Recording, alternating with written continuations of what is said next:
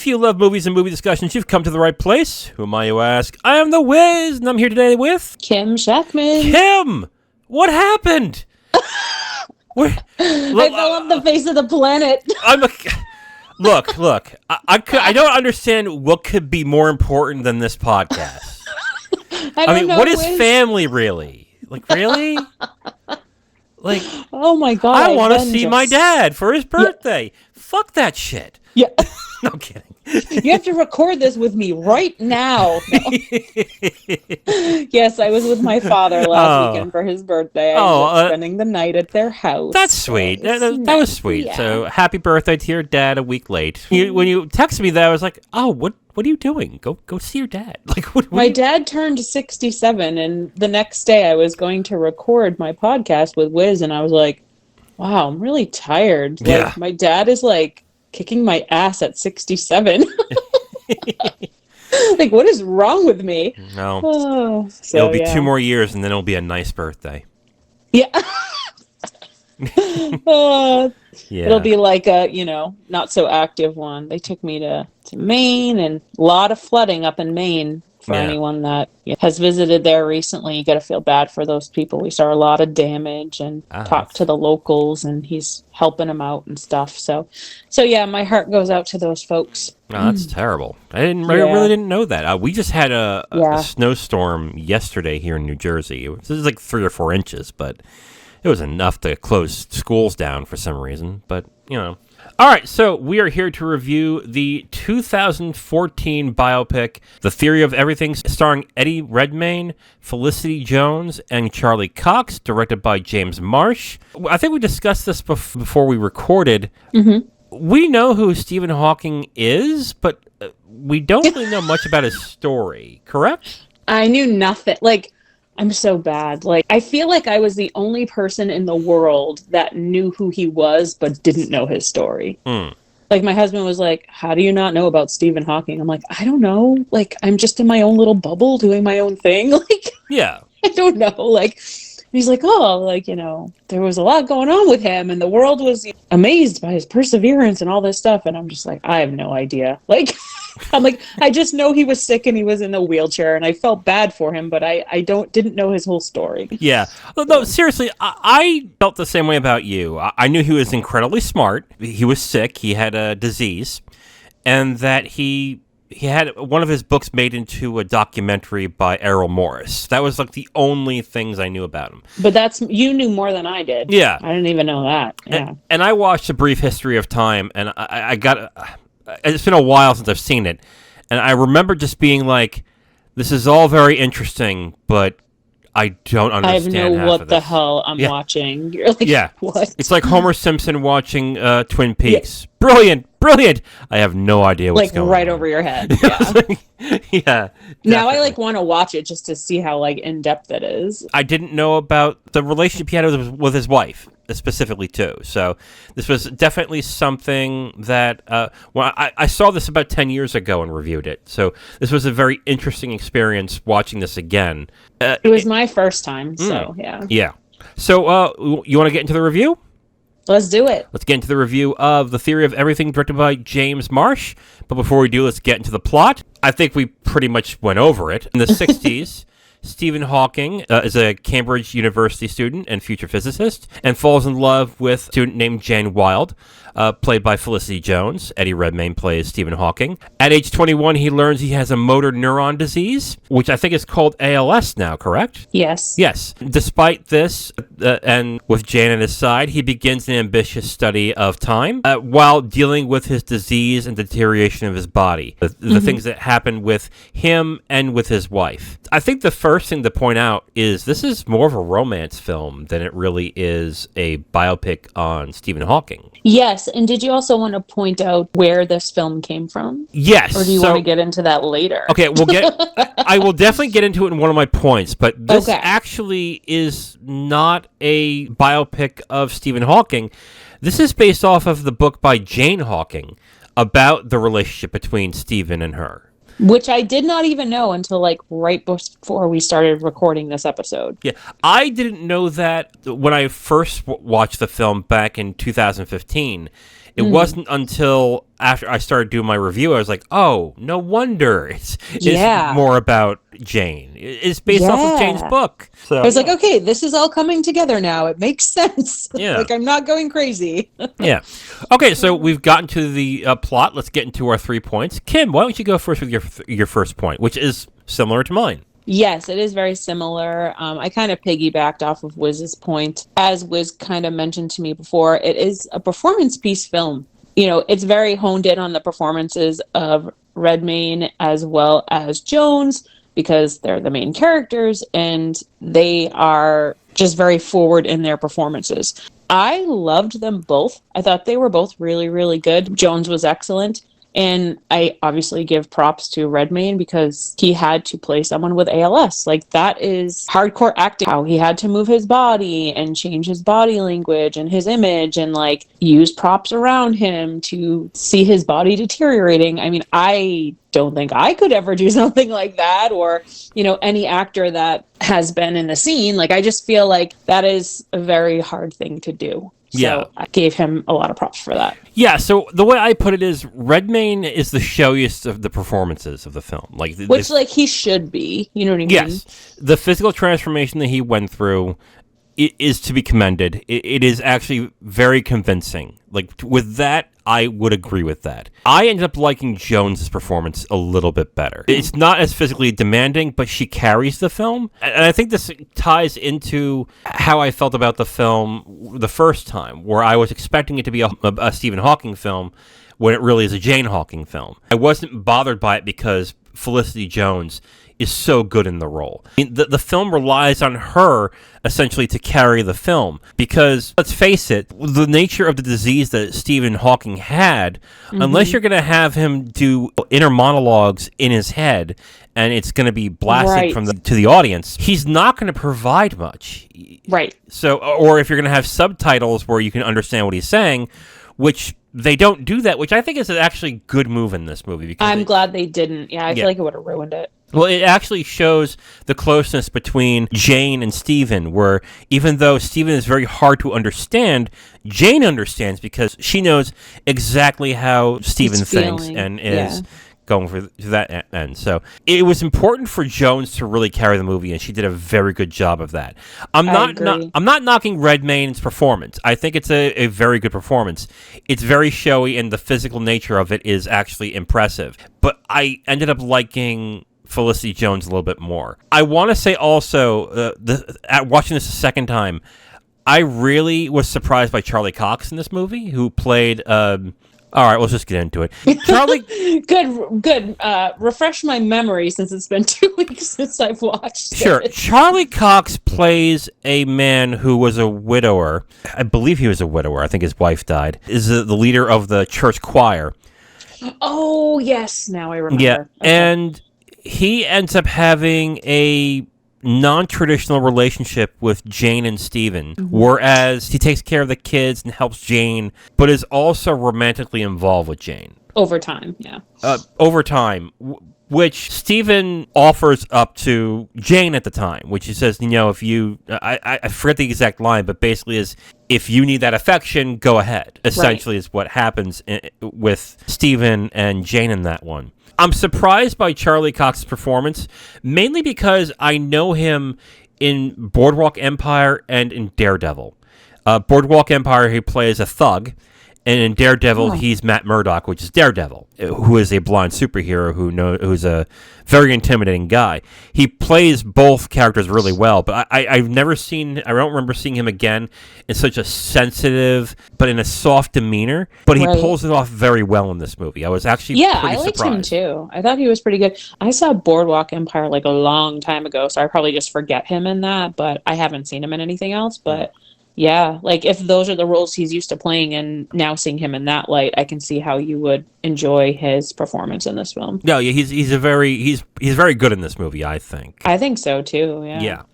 Okay, so Kim, what's your second point? I really feel like the film was about perseverance with obviously Hawking and his disease, but as well as like his wife really trying to keep the marriage intact over time, and then it's almost like it morphed into, as you mentioned, her having feelings for the priest or whatever he was. and then, Hawking going a different route with his feelings for somebody else. But I feel like for a really long time, like, she was trying hard, to fight those feelings, and she was trying to persevere through his disease to stay his wife and stay in love with him. But that's gonna be some hard shit right there. Like, I was like, this lady is like doing the best she can with what she is given. It really makes you like Jane a great deal, even when she is getting frustrated with things. And the film does a really good job of making Jane a likable character while sympathizing when she has her moments. It makes it very understandable as to why she is acting the way she is. And to me, you would have to be pretty insensitive to think of her as like, oh, what a bitch. How can she be like this? Yeah, and they showed it gracefully of how hard she tried to, keep the family together and keep just their daily lives intact while caring for Stephen. But they showed gracefully how hard that was for her and everything she tried to do, and how she just kind of like floated into this romance, with the other gentleman. And this is going to probably dovetail into my second point, which is this is heartfelt and powerful in spots. I think the one scene in the film that really grabbed my attention, that was done pretty well, is when the father is talking to Jane in the beginning, talking about his autoimmune disease, and saying, you need to stop. You don't understand. This is going to get worse before it gets any better.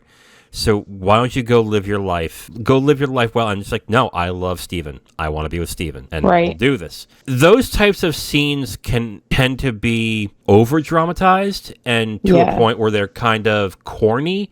It's like, no, I love him, and I will sacrifice anything I want to be with him.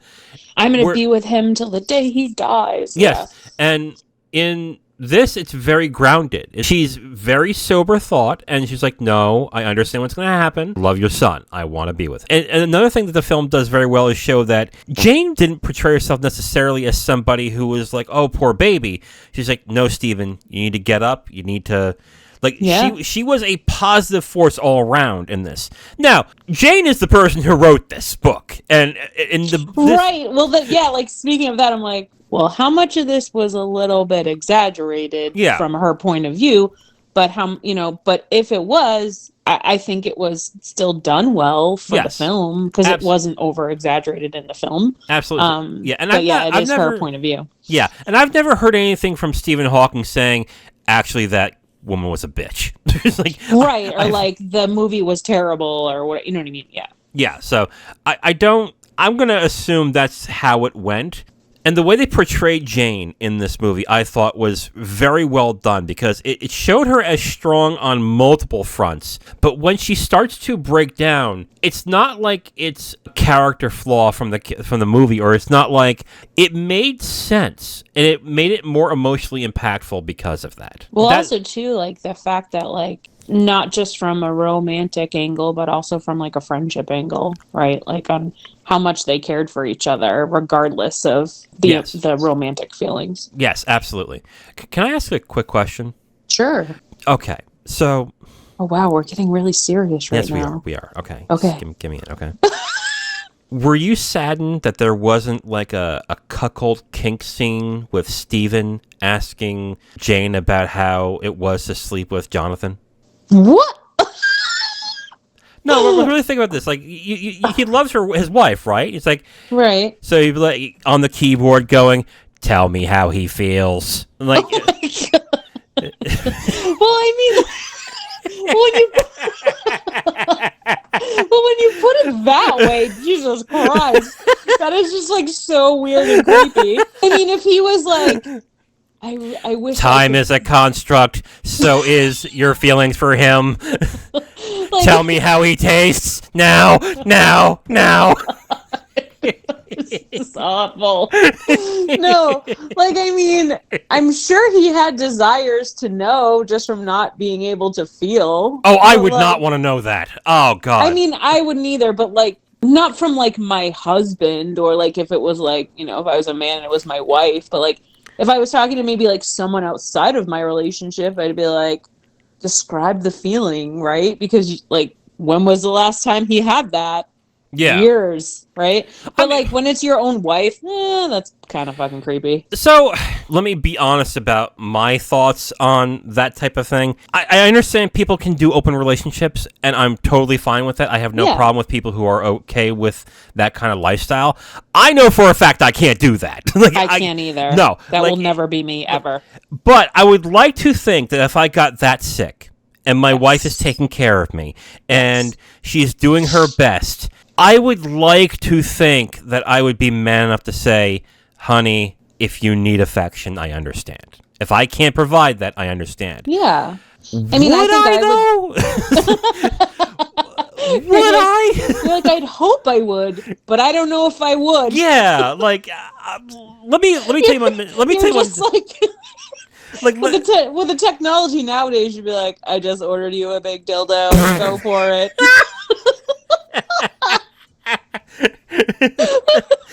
It has 10 speeds. yeah, seriously, you'd be like, you don't need another man. Yeah. But like, oh God. But like, just me. Like, I would think that if I'm sick and I love my wife that much, that I would be man enough to say, yes, honey, go right ahead. I want you to have all that pleasure and affection that I just clearly cannot physically give you. Yeah. I would like to think that I am capable of doing that. Do I know that? I don't know if I would either. I just like, don't know. Go do it, but don't or I'd be like in my head, like, I hope she does it, but I'm not going to say anything. You know what I mean? Like, I hope that they just move forward with it, but don't tell me about it. You know what I mean? Or if I'm like bitter, I'll be like, I hope she does it and it sucks. Yeah. Like, I was the best fucking lover before I got sick, so it doesn't really matter now. Go for it. Yeah. Oh, God, that's egotistical. Hey, whatever gets you through. Oh, God. Oh, man. Okay, so now that we got to that point. Question. That was a good discussion topic. God. That was the thing I kept thinking about throughout the entire film. I was like, why isn't there a scene where he's like, tell me how it feels? Oh, my God. Because it would sound really creepy in that weird fucking computer voice. That is true. No, that is true.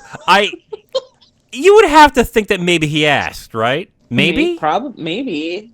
Or was he just not in the film, maybe. Or, maybe with how busy he was, he just didn't think about it. He probably threw all his mind and brain into work just so he wouldn't have to fucking deal with thinking about those types of things. True. That's maybe a possibility. Because he was very obsessed with his work, obviously. Yes, absolutely. So if we have any information about how Stephen Hawking felt about being a cuck, let us know. No kidding. Please don't let us know. In the comments below. No. Please don't let us know. Please don't let us know. No. Yeah. All right, Kim, let's get off of this. Oh, my God. Okay, on to the next topic or subject. My third point is kind of similar to what we discussed in my first point about kind of the performances. Okay. Where everything was very emotional. It was a very, there was one point, I forget which scene it was, because again, we watched this 2 weeks ago, but there was one scene where I was almost in tears. I wish I could remember which one it was. Obviously, it was when, he was very ill, and they were, I want to say it was when, he left her. I think when he went to the US or something, and she was just like, oh wow, okay, bye. I think I was almost in tears at that point. So for me, it was really emotional. I feel for both characters. Sure. It's absolutely. If I were Steven and I felt comfortable enough to go and I threw that was my life's work and I could do a book tour and do all this shit, and I was as sick as he was, but I could still do it. Fuck yeah, I would go. You know what I mean? Sure. But then leaving your wife behind that has cared for you all those years and not taking her with you, it's kind of that's so sad. Yes, but this is one of the things I think the film could have done a better job with. But again, how are you going to do this with Stephen Hawking the way he is I would like to think Stephen saw how much she was doing. At that point, they showed that she wasn't as happy as she was without Jonathan. Right. And basically, it was go be with Jonathan. Go right ahead. I wish he was kind of, I wish in the film they kind of showed more of, I'm going to go, but you should stay with him. not just stay. You know what I mean? Yeah, I don't think that would have worked entirely. I'm talking more along the lines of, I guess, show ways where Steven's noticing that she's not doing well, and it's mainly because she misses Jonathan, but not be so direct about it. Again, I don't know how to do that because at that point, Steven can't talk. And the only way to do that is through that computer, and I don't think it would. Sounds awful. Yeah, that was kind of the weird quirk. With him. Yeah, that's the weird quirk when it comes to Stephen Hawking at that time. And I remember watching A Brief History of Time, and I was like, can they get a better voice? Well, like then, you know what I was thinking about throughout most of the film too? I was like, imagine if like they created that chair today. Yes. Like it would probably be like sick. Like it would probably be like so cool. Like any voice you want, like a Peloton screen. You know what I mean? Oh. Like, it would probably be so cool, like, and better. When Roger Ebert lost his voice, there's already technology available to him for multiple voices. And what they tried to do, because Roger Ebert did a lot of radio, TV, and stuff for his reviews, they tried to make an algorithm to where it would be his voice, because there was so much audio, they would be able to use that voice and talk. But it would turn out that when they did that, it didn't sound right because there's different cadences, there's different ways of talking and different dialects. Like trying to blend it, and it didn't do what it really did not. Yeah. It did not work. I think with AI now, it's certainly possible, but yeah, I just always think that I'm like, imagine if he had that, like if that happened to him and he was around today, like he'd probably be like, this is way better. yeah. But yeah, I do find it funny when James was like, an American voice. I'm like, yeah, that's the only one they have. Yeah. Yeah, what are you going to do? Yeah. My third point will likely divide some. This isn't a Stephen Hawking biopic as much as a Jane biopic. I think we need to state this directly.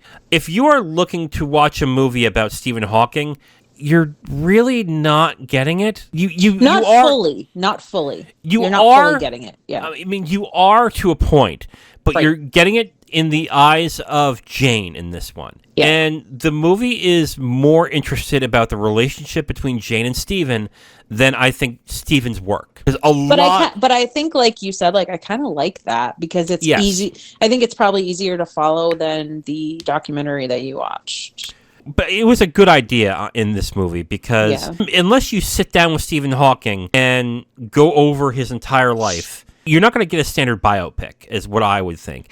And either you'd have to start at a very young age and then end it where he gets sick, which at that point it's like, well, that has nothing to do with his great work later on. Or you'd have to really do something creative around the time he gets sick. Because what else is he doing? He's living at home and he's working on his dissertations. That's it. That's like if you were not sick, like you wouldn't have like I mean, you could have a biopic done on you, but like, would it be as popular? Probably not. Well, I don't really care about popular. I just don't think it would work. It would just be like, what would you do? That's what I mean. Like people wouldn't really like. They'd be like, "What is this?" Like, I don't care. Oh, this is the time where Stephen did research. Right. And this is the time when Stephen did research. Like, it'd be super boring. It really wouldn't work the way I think a lot of people would. There are interesting things about Stephen Hawking, of course, but I think this was the best story you're going to get out of it. So if you're fascinated by Stephen Hawking and you're thinking about this is going to be the biopic of Stephen Hawking. All about him. Yeah. Just curb your expectations because it's more about Jane than I think anything else. So yes. All right, Kim, so who do you recommend this for? You and I our first recommendations are similar. So romance lovers. Yes. It was very romantic, especially in the beginning of their relationship. I was like, yeah, we didn't really go over that too much. The romance portion is very sweet in this movie. It is. Yeah, absolutely. They were just like so in love at the beginning. Why? God, I was a nerd back then. Why couldn't I get at a beautiful woman like that? Come on.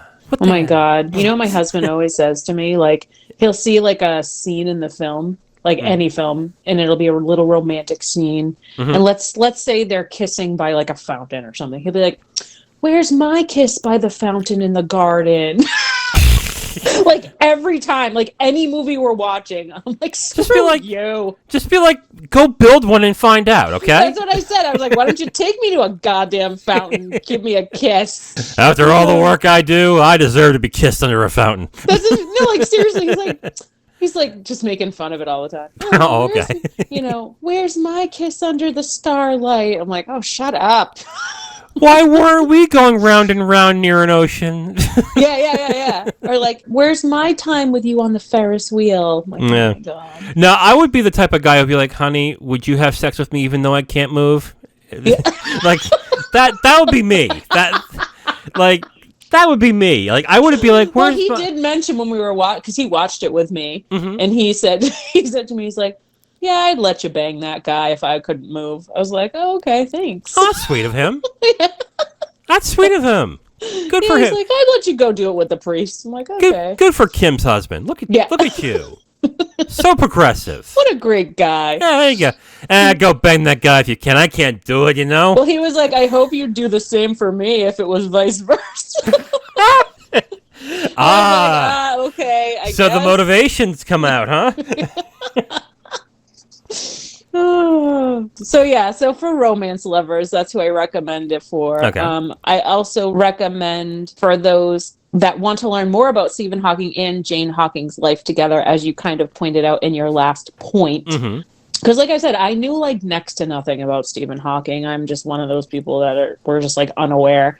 So I learned a lot about his disease, what he went through, but then again, also Jane Hawking's life with him, the romance. And I found it very heartfelt, touching, and emotional. So if you want to learn more about Stephen Hawking, but as Wiz said, like not so much his work, but just about his home life and how they, worked together to get him through as much of the disease as possible, then I highly recommend it. Okay. And who do you not recommend this for? Similar to what you are probably going to say if you're expecting a Stephen Hawking biopic. Okay. Because again, it's not all about him, right? It's about her too, her point of view, especially now knowing it was from her novel.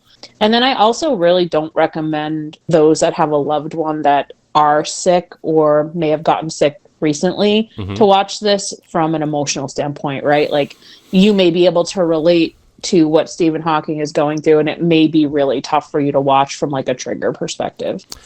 I'm going to push back a little on this because I guess if you don't really want to see those aspects again, I get that.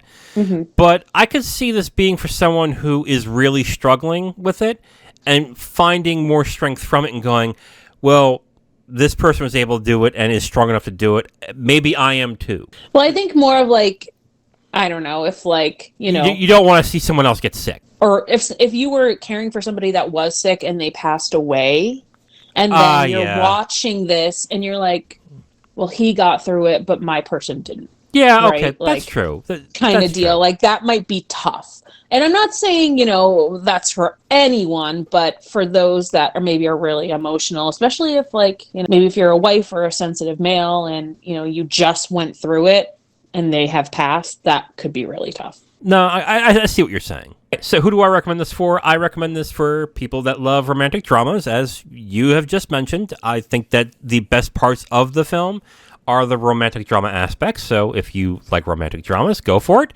I would also recommend this if you like watching showy and impressive performances. I like Felicity Jones better in this movie, but I have to admit that Eddie Redmayne did a great job physically transforming into Stephen Hawking. So I also feel like they worked well together. Yes, absolutely. Definitely. Yeah. So if you like movies that have those types of performances, go for it. Who do I not recommend this for? I do not recommend this if you are expecting a Stephen Hawking biopic. We already went over it. It's really not. It's more about Jane. Stephen's story is in there in bits and pieces, but it's really more about Jane in this movie. And I also don't recommend this if you do not want to see a quote-unquote alternative lifestyle picture, which I'm getting a little weirded by lately. I'm surprised by a lot of people, them being, not even just being straight, but it's mainly people who are straight, who refuse to watch movies based on based on relationships that don't mirror their own. Because to me, a lot of why I watch movies is to get windows into those types of lives. Right. I agree. And I guess the alternative lifestyle, I guess, is basically an open relationship. So if you are bothered by that, then don't watch this movie. But I really have to wonder why. I'm about to burst my own bubble here. A lot of people are comfortable watching the way with representation is nowadays. Like, people want to see themselves on screen. If they don't see themselves on screen, they're a lot less interested in the story, essentially. Correct. So that's probably the reason why. But a lot of people are not really open-minded, right? Like, people aren't open-minded, or they're not willing to learn more about others. We are a very selfish society, sure. It's always about you, but I don't know.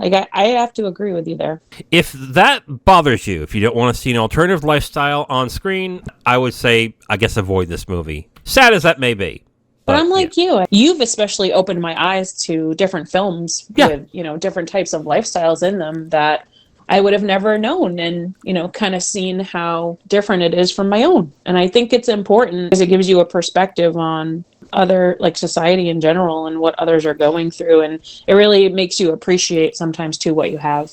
That's what art is supposed to do. It's supposed to challenge you. It's supposed to make you look at things in a different perspective. And the fact that we live in a society now that just wants everyone's perspective confirmed and just validated is just like, okay, that's not what art is supposed to be. That and really also too, people in general just hate going out of their comfort zone. It's just easier to stay in your comfort zone. You said, they're not challenging themselves. But, I find it weird that people judge others for trying to go out of their comfort zone. It is weird. We can go over onto a lot of aspects. I think it's most prevalent in politics. Not that I'm going to get into my political beliefs. Right. But I don't like watching, listening, and reading stuff that mirrors my perspective. I want my perspective challenged. I want to see the opposite perspective, to see if my belief structure and what I believe is right is correct in my eyes. I want it challenged. And I want myself challenged in a lot of aspects.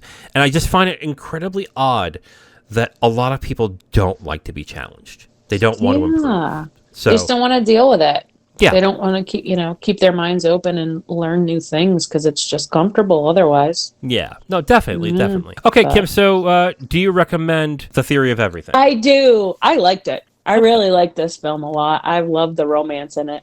It was a good film, and I learned a lot about Mr. Hawking and his wife. I also recommend it. I feel the same exact way I did 10 years ago when I watched this. The romance is a lot better than I remember from watching it the first time. But the same thing that I had watching this film the first time still stands, where I kind of wanted more about Stephen Hawking, but I also recognize how hard that could have been to do that. Yeah. So on the one hand, I like where the film ended and what it became. I really recommend this if you are into romances. But overall, if you're interested in it, I recommend it. It's a good movie. We both recommend The Theory of Everything. Check it out whenever you get a chance. Now, if you want my full review on this movie, you can go to my website at IamTheWiz.com. You'll have my full written review right on the site, along with a link to the video that has this review that you've just listened to. All right, Kim, so next week, the theme is winter-themed films. Fun! Yeah. It's freaking freezing out. It's a high of 19 degrees here now. Yeah, I think I'm at 21 right now where I'm at, yeah. Ooh. Yeah, it's brutal. Tuesday, I'm going to be reviewing Snowpiercer, directed by Bong Joon-ho. Thursday, me and Zero are going through the 007 debriefings by reviewing Goldfinger.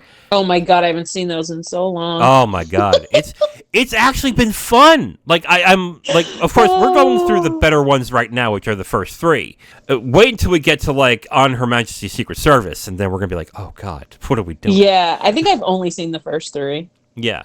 Oh, really? You haven't seen the newer ones? No. Oh, wow. Interesting. Kim, winter theme films. Saturday, what are we watching? We're watching Trading Places. That is right. By John Landis. That is right. Starring Dan Aykroyd and Eddie Murphy. This is a comedy that I think a lot of people really enjoy. It's also a comedy that people keep saying is a Christmas movie, so I can't wait to watch it and then say how much that is bullshit, like I do with Die Hard. because I can't wait to watch it because we both haven't seen it. And now that I'm like, Trading Places, what the heck is that? And then I looked it up and I was like, oh yeah, I think I've heard of this movie. I just have never seen it. So. Yeah, so like I am looking forward to it. Again, I've heard great things about it. This is one of those comedies that just seems like even though it's about something as complex as futures in finance, a lot of people enjoy. So there must be something in this. I want to see the comedy aspect. I'm sure Eddie Murphy and Dan Aykroyd, they're just hilarious to begin with in most of their films. So yeah, absolutely. All right, so tune in next week. We're on Tuesday, I review Snowpiercer. Thursday, me and Zero review Goldfinger. And on Saturday, me and Kim review Trading Places. I am The Wiz. And I am Kim Shactman. Talk to you guys next time. Bye-bye. Bye.